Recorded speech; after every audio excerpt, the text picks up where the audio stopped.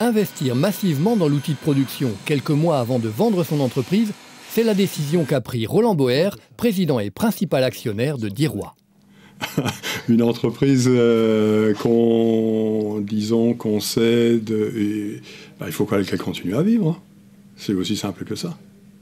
Et si on ne fait rien, l'entreprise est morte. Hein. J'ai eu l'expérience par le passé, des investissements qui ont été repoussés par des circonstances économiques.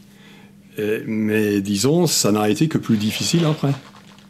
Donc c'est quelque chose qu'il ne faut pas faire, il faut continuer à la valoriser. L'entreprise Dirois, installée à Bouxwiller, a deux métiers. La fabrication de literie haut de gamme, matelas, sommiers et accessoires, et la transformation de produits alvéolaires souples pour des applications médicales ou aéronautiques. L'entreprise emploie 32 salariés et a réalisé en 2010 un chiffre d'affaires de 3,3 millions d'euros. Elle vient d'opérer un changement radical. Dirois a opéré un repositionnement stratégique à bien des niveaux, notamment commercial, marketing sur les produits, et dans un investissement fait dans l'outil de production pour une optimisation et une efficience de l'outil de production, comme typiquement cette machine que l'on vient d'installer il y a moins d'un mois et qui a coûté un peu plus de 250 000 euros. Un investissement nécessaire dans un contexte concurrentiel de plus en plus difficile. Nous avions des produits qui étaient parfois un peu moins esthétiques, un peu moins élaborés que la concurrence et dépositionnés sur les marchés. Donc il fallait absolument qu'on travaille sur la réalisation de ces produits finis et sur les vecteurs comme les agents de commercialisation de nos produits. Au-delà de la pérennité économique, ce changement s'est aussi effectué dans le respect des autres piliers du développement durable, en particulier la préservation de l'environnement, une valeur traditionnelle dans l'entreprise.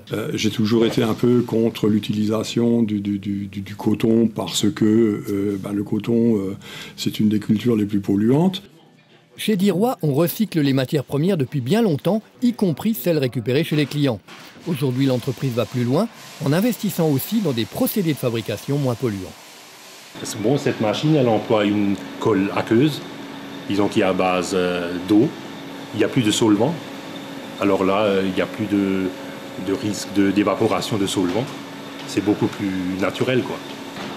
Naturel également, les matières premières sur lesquelles Dirois a décidé de mettre l'accent. Des mousses Synthes à base d'huile de soja, des tissus à base de cellulose de bambou, des matières de garnissage type cachemire, laine, soie, coton, en ayant un esprit critique et attentif sur toutes ces matières auxquelles nous avons recours. Chez Dirois, une grande partie de la fabrication est encore manuelle et l'entreprise s'est toujours appuyée sur la compétence de ses salariés. Cette richesse humaine, Roland Boer tient à la préserver au-delà du changement. Je pense que j'ai réussi à maintenir une ambiance un peu conviviale. Mettre de la pression sur les...